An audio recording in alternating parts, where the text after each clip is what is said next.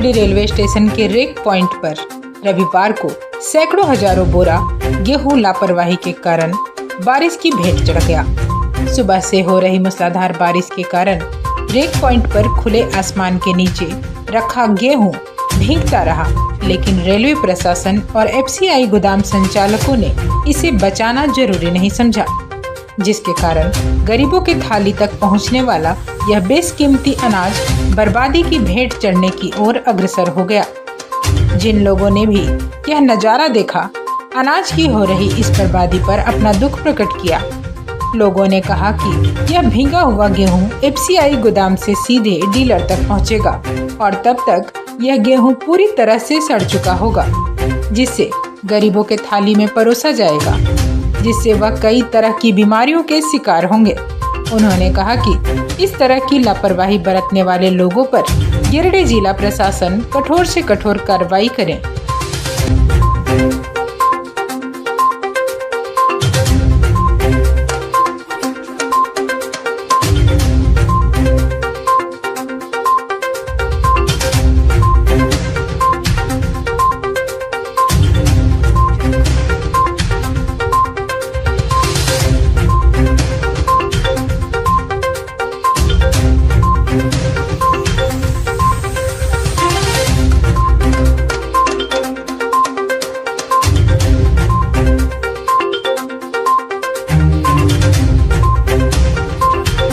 गरीब लोगों को इस अनाज मिलेगा तो हम लोग को पेट खराब होगा कि नहीं खराब होगा। खराब हुआ चीज़ हम लोग को मिलेगा तो गरीब को पेट कैसा होगा। 2-3 से भींगा हुआ है, बरसी हो रहा है, तो क्या हम लोग इस अनाज को खाने से हम लोग को पेट खराब होगा नहीं।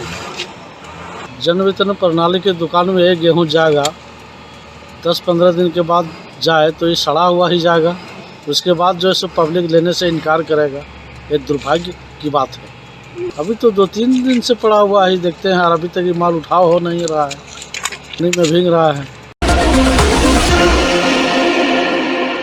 वो सरकारी सिस्टम में धीमी आंच पर पकाई गई ऐसी खिचड़ी है जिसका मजा झारखंड के हुक्मरानों ने इतना ज्यादा ले लिया है कि उन्हें अब बदहजमी हो गई है। झारखंड में अब की ऐसा घोटाला हुआ है कि आप कह उठेंगे, नहीं मैं नहीं मानता। वैसे किसी सरकारी सिस्टम में घोटाला कोई नई बात नहीं है। झारखंड का तो पर्यायवाची ही घोटाला प्रदेश हो जाना चाहिए।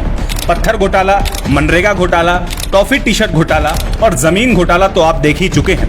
फहरिस्त लंबी है, आप जानते हैं। अब प्रदेश में एक नया घोटाला लॉन्च हुआ है, मशीन घोटाला।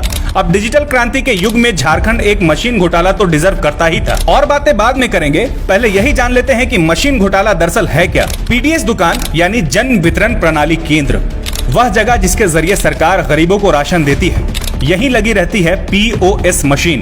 प्रदेश के 24 जिलों में 44,955 मशीनें लगाई गई हैं, जिन्हें सरकार ने किसी एजेंसी से किराए पर लिया है। सारी मशीनों का प्रतिवर्ष किराया है 79,54,33,770 रुपए। इसी दर से पिछले 7 साल में किराया हुआ 556,80,36,390 रुपए। बड़ी रकम है। अब आप सोचेंगे कि मशीन की जरूरत है, सरकार ने किराए पर ली और भुगतान किया, इसमें करप्शन क्या है? रुकिए, सब्र कीजिए, क्योंकि क्लाइमेक्स अभी बाकी है मेरे दोस्त।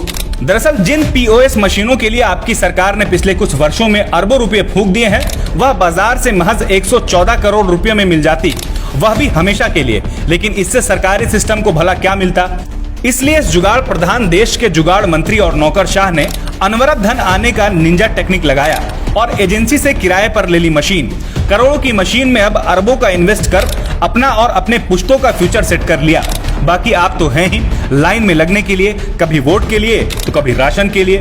वैसे सही ही कहते हैं, नेतागिरी अफसरशाही नहीं आसान, बस इतना समझ लीजिए, कमीशन का दरिया है और डुबकी लगाना है।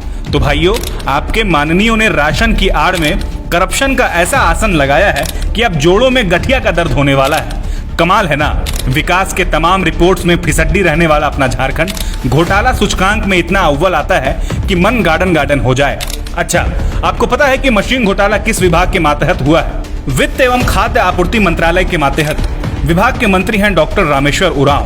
कहते हैं कि कहीं कुव्यवस्था होगी या व्यवस्था, यह वहां के नेताओं और नौकरशाहों की नीयत और कार्यशैली पर निर्भर करता है। और अपने रामेश्वर बाबू तो दोनों हैं, पहले आईपीएस बने फिर एडीजी, अब नेता है, मतलब डेडली कॉम्बिनेशन। मशीन घोटाले पर कह रहे हैं कि देखते हैं, जैसी व्यवस्था थी वैसा किया गया, अब की मशीन खरीद ही लेंगे। मंथन कर रहे हैं, चलिए मंत्री जी कर रहे हैं, आप भी कीजिए, क्योंकि बाबा जी कहते हैं करने से होगा।